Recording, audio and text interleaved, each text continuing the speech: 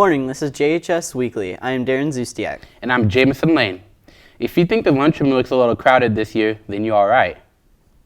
The attendance at Joplin schools is up, and I had a chance to find out by how much. Dr. Stephen Gilbert has been extra busy keeping track of more than 200 extra students this year. We had a big number of people enrolled just new to JHS, so we're thinking that normally we hover somewhere around 2,250, 2,300 kids, but we're looking at around 2,500 kids, so a significant increase of kids, yes. Senior Will Martin says the lunchroom is much busier and has more kids. Yeah, they're definitely a lot bigger, but then again, that's something that comes with having more students. I don't know if the school planned for this many students to be attending at one time. And he says the classrooms can also get packed. I feel like we definitely need to have more classrooms, but then again, our school is only so big and there's only so many classrooms. Dr. G says he doesn't want the classes to get too full with all the extra students. If the classes get gigantic, and then we'll try to balance those, find hours where maybe there are smaller numbers and move those kids around, get the things balanced. And the counselors have been working on that. Changes are always difficult those first couple weeks, and so we try to do that. But I mean, if our numbers got so big that we actually had to hire new teachers, that we would certainly entertain that as well. But he says all these extra students does have its perks. Yeah, I think so. I think, teachers will teach, no matter what. And the only thing that it does do sometimes is it makes the halls a little crowded, and but then really it doesn't take away from the spirit of the school, it just kind of adds to it. So I really think that it's fine either way. Reporting for JETHD, this is Darren Zustiak. Seniors who are interested in applying for Tomorrow's Leaders today may pick up an application in the Joplin High School's counselor's office. Tomorrow's Leaders Today is a youth leadership program sponsored by the Joplin Area Chambers of Commerce Foundation. TLT brings students from area high schools together with businesses and community leaders to identify and discuss community issues, leadership, and career opportunities. Are due in the counselor's office by Friday, September 24th. One of the changes this school involves lunch. JETHD's Natalie Himmelsbach shows us how the lunchroom has changed due to COVID. You don't need to bring much money to lunch this year at Joplin High School because lunch is free. But why is it free? Kinkle is the director of foods and nutrition at Joplin High School and says there is a reason lunch is free. It definitely has to do with COVID. The government at the federal level had passed a waiver that we can provide free meals to all children under the age of 18 to aid with the people losing their jobs and their income in their households. Shane Burks is a senior and he is enjoying having a free lunch. It's been a weird time. Everything's been very uncertain lately.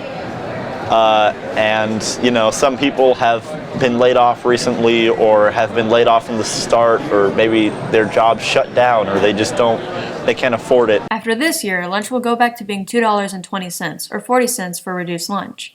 At this time, I would say end of this school year, next year, I anticipate we're back to regular priced lunches for the paid and the reduced students.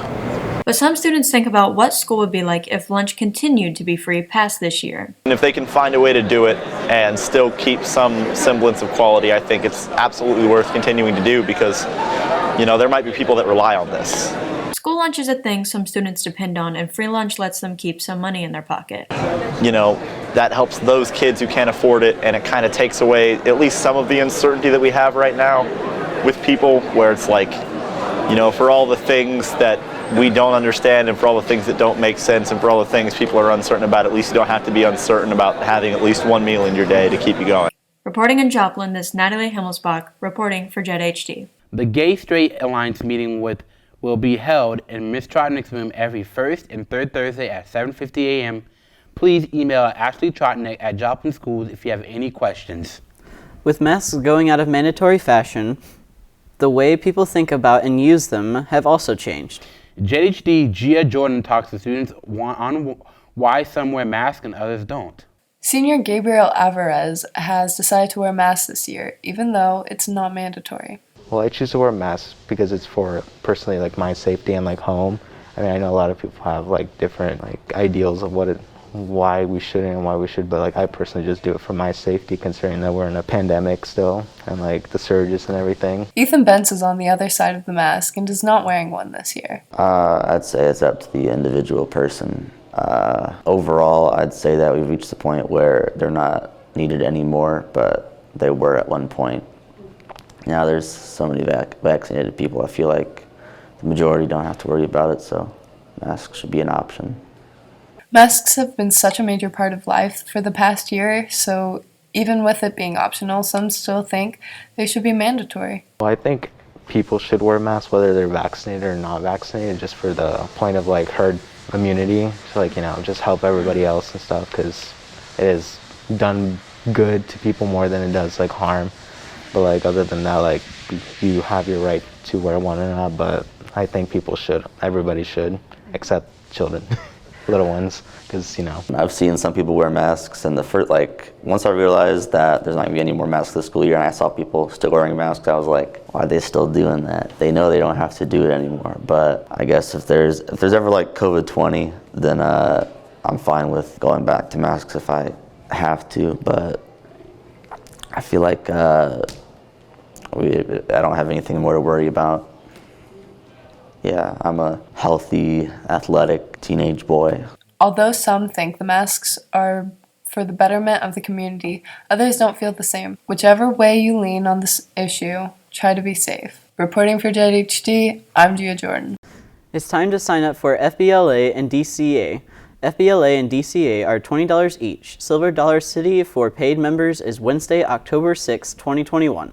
Please see Coach Dwelt behind the coffee shop or Coach Linden behind the student store to sign up. Attention artists, are you needing more time to work on artwork, either for class or for fun? Do you want to learn about drawing, painting, sculpture, or photography? You should check out Open Art Studio, which is held after school every Tuesday in room B201 and B218, and every Thursday, room B215. You don't have to currently be in an art class to attend. Another option for students this year is virtual, where students take classes online. JETHD Chance Bailey shows if this year's numbers are up or down due to COVID. Virtual school was a common option last year. SHELLY TARTER is the online principal, and she says numbers are on the decline for this school year. They're down from last year, but we figured that they would be. We are setting at 467 students right now, and that is grades K through 12th grade. She feels numbers are down due to people getting vaccinated. Since we were able to get vaccinated, I think that has, made our numbers decrease. Senior Logan INTESSIMONE was online last year, but this year he decided to go back in person. Senior year is one of those things that you really have to be in person for. It's an experience I don't think many kids should miss. He liked virtual school because it gave him a flexible schedule. Online school, it's one of those things where I could easily just wake up at like 2 in the afternoon, do schoolwork for like maybe 3-4 hours and go to work. So honestly, I was getting a lot of work time during the summer and I was getting a decent amount of money. Logan says he needs to be at school to learn better at the end of the day. Realistically, I need to be in a learning environment where I can get hands-on experience. Virtual school has a 1-semester commitment, so numbers may go down or up this January. Reporting for JETHD, this is Chance Bailey. Third art classes come together to create a collaborative installation of 1,000 paper crane projects. Displayed them outside B215. This has been JHS Weekly. Thanks for watching.